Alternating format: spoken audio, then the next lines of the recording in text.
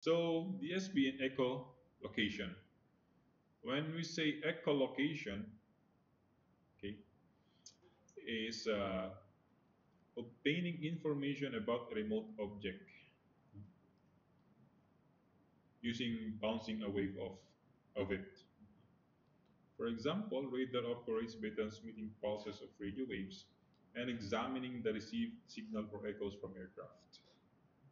In sonar, sound waves are transmitted through the water to detect submarines or other submerged objects. So the best example here is yung radar and sonar. Okay? Yung ginagawa natin dito sa radar, mag-i-emit or magta-transmit ng radio waves sa air, okay? And pagka bumalik, bumanda or nag-reflect na radio wave, doon mo malalaman na merong object doon. Okay? So may computation 'yon, yung distance from the source papunta sa object na nag-reflect, pagbalik, doon mo makukuha yung distance, kung gaano kalayo yung distance, yung time traveled from a certain area to that area, may yung distance traveled, yung velocity, yung frequency, yung time, and pagbalik, doon mo makukuha yung exact location ng object through the by transmitting pulses of radio waves. Okay, so that's how radar works, operates, no? And on the other part naman, yung sonar, nakalimutan ko na yung meaning ng sonar. But again, it's a sound wave that is being transmitted through water, no? To detect submarines and other submerged objects. It is like radar. No? It's like radar is radio waves, no? Through air, radio. Kapag sonar is sound waves. Okay, from SO is sound. Yeah, that's it pala. So sound waves are being generated in the water papunta sa kung saan man siya pupunta.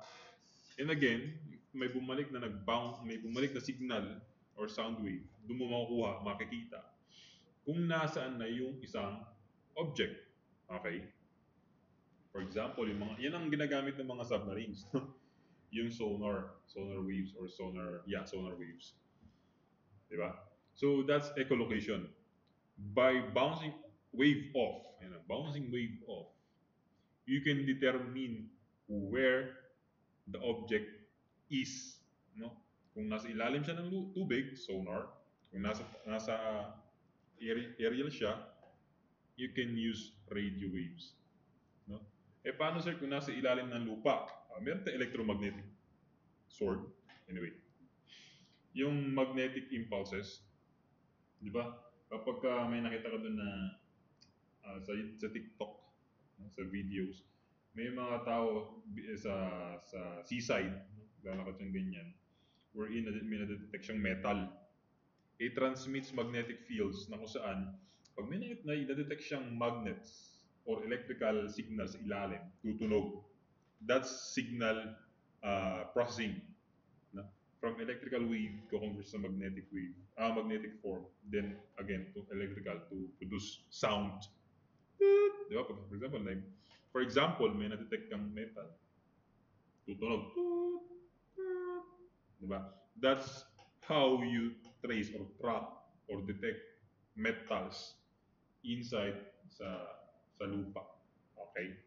That's what you call echolocation. Okay? So, ito pala. Sorry. Nasa next slide pala yung radar. Okay? Radar is acronym for radio detection and ringing. Okay, it is technology that uses radio wave to detect and locate objects. Okay, in the simplest radar system, a radio transmitter produces a pulse of radio frequency a few microseconds long. This pulse is fed into a highly directional antenna, where the resulting radio wave propagates away at the speed of light. Aircraft in the path of this wave will reflect a small portion of the energy back toward a receiving antenna situated near the transmission site. Okay? May tao na yata sa labas. Anyway, the distance to the object is calculated from the elapsed time between the transmitted pulse and the received echo. The direction to the object is found more simply. You know where the pointed direction antenna when the echo was received. Yeah. So,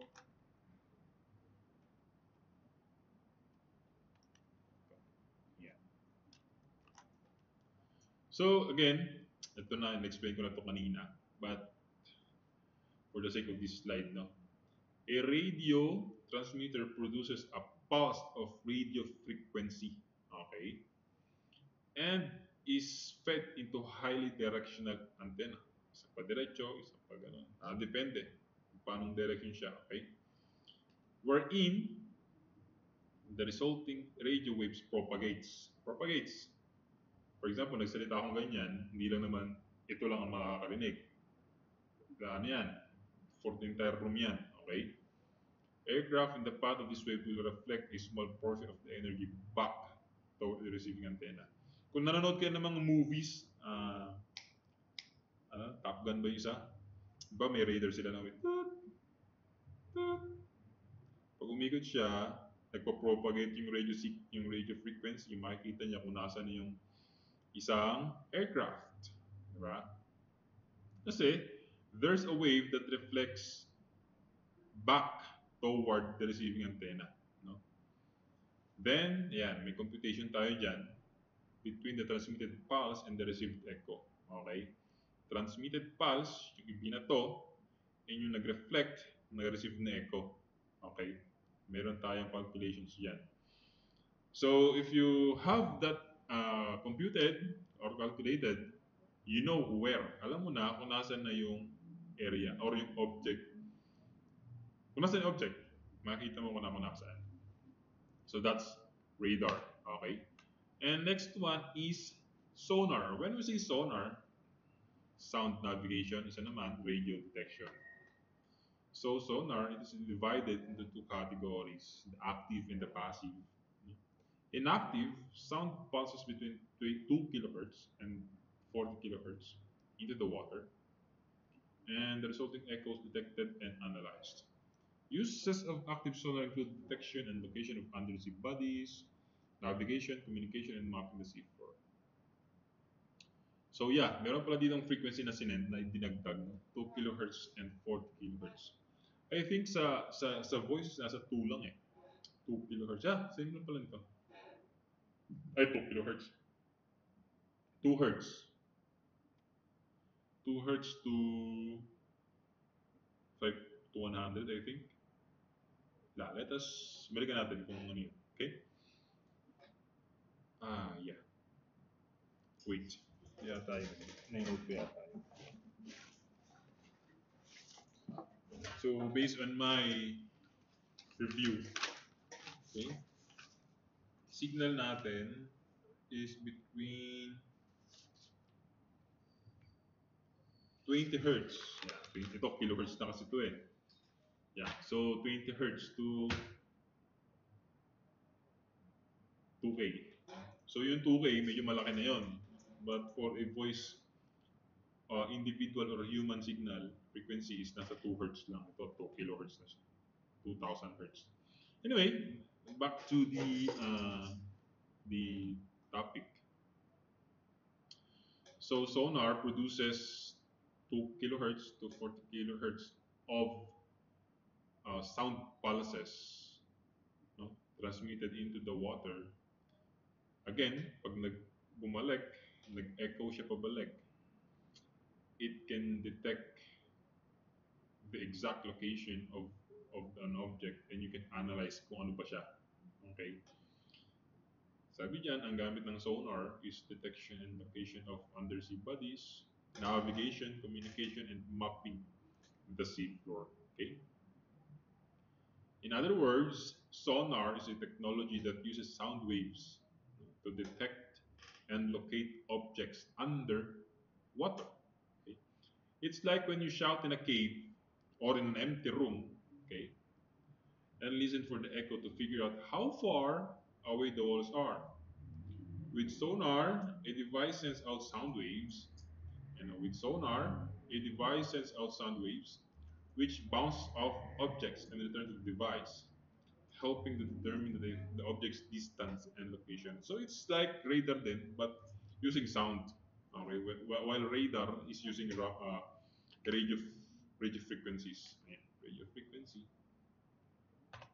naman is sound pulses naman siya. Okay. So let us now proceed with image processing. Yeah. Kanina na-mention ko sa inyo yung sa medicine, no? Yung CT scan na tinatawag. Ito pala meaning niya, computed tomography. Anyway, in the field of medicine, DSP is highly relevant. Okay.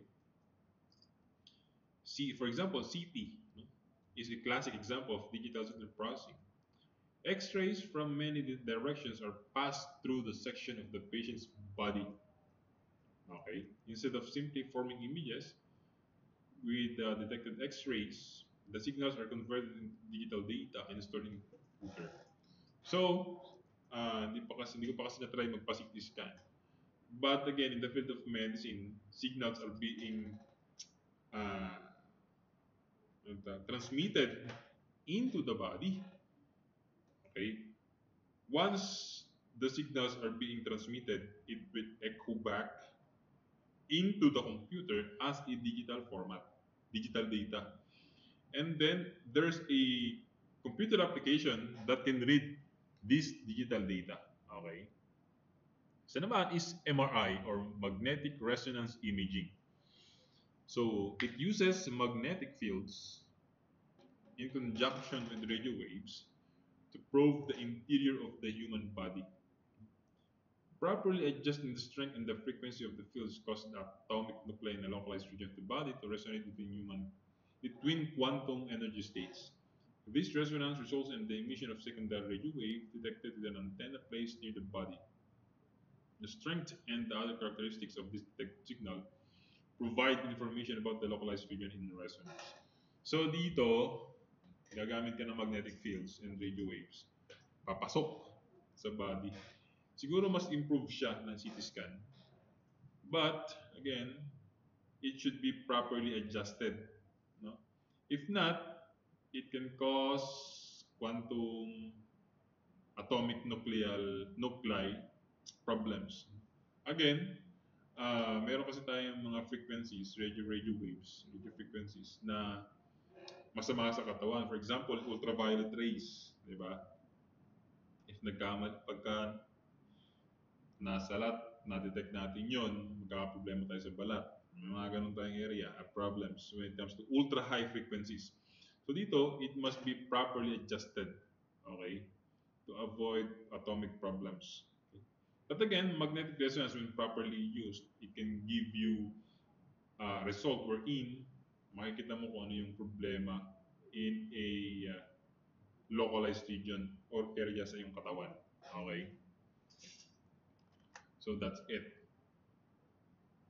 So next slide is space. Ako, hindi ko na ilagay dito, no?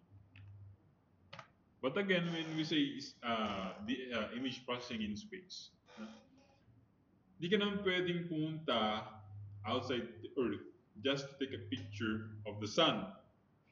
Okay? Or yung recent discovery about the black hole. No? May signals yan. From this area, transmit ka ng signal and pabalik. Doon pala makukuha kung ano ba yung tsura ng black hole or ng sun or any objects outside the Earth's atmosphere. So yun lang yan. Yung ginagamit din na signal sa space. Space. And also, best example nito is yung kay Elon Musk, yung SpaceX, di ba? Ay, SpaceX, sa rocket pala yan. Ano yan? Starlink, di ba? Signal, magbabato ng signal. From an area in US, magbabato siya ng signal sa, ano dito, sa, how do you call that, no? Space satellite, Pag naka-receive si space satellite ng signal from the source, ibabato niya ngayon lahat yan sa iba't ibang Starlinks. So that's signal processing in space. Okay? And yeah, ito na pala yung ito na pala yung sa ano. So here are some of the examples ng results ng signals sa medicine, no? We have the ECG, and hindi ako marunong bumasa niyan. But pag nagpa-ECG kayo, merong ididikit sa inyong mga kung ano-anong wires sa heart, sa sa heart yata, sa head, sa heart, sa legs, and sa feet. No? Then, magkakaroon siya ng ganito, signal na mag-generate. Okay? So, aside from that, excuse me, meron din tayong natural adult brainwaves.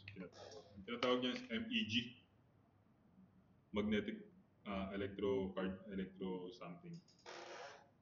So here are some of the common brainwaves, no? Pagka gising, meron kang mental activity, 14 to 30 hertz. Okay? So we have 14 cycles per second. 14, 14 signals, 14 complete cycles of waves isang segundo. Okay? Awake and resting, gising pero nagpapahinga. Okay? Yung, siyempre, mas konting trabaho, konting gawa, mas konti yung waves na napoproduce o signal. Okay? Sleeping, 47 hertz. Siyempre, nakarelax yung brain mo nun. Okay? Deep sleep, you know, talagang less than 3.5 hertz. So that's the normal brain waves. Yeah, okay. So that ends our history or common usage of signals in various areas okay? In space, in medicine, in commercial, telephone, military, industrial, and scientific studies. In telecommunications, we have multiplexing, compression, and echo control.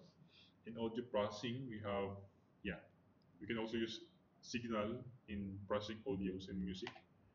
In speech generation and speech recognition, we also use signals to properly locate an object through radio waves and sonar pulses, sonar waves, sound waves na tinatawag. And in medicine, we can generate X-rays and produce uh, characteristics of an area or region so that the computer can easily study it or read the digital data from it. Okay? And sa space, example nga yan ngayon is yung Starlink and SpaceX. Yung space satellite, meron tayong tower sa baba, tapos na signal puntang space satellite, then yung space satellite magbabato ng signal sa mga Starlink, mga receiver, no? And back, pabalik sa space, pabalik sa tower. Okay? And here are some of the brainwaves ng normal adults. Pagka gising, may ginagawa, ayan, gising, pero papahinga, tulog, and deep sleep. Yeah, so I think let us end our discussion there sa history of DSP.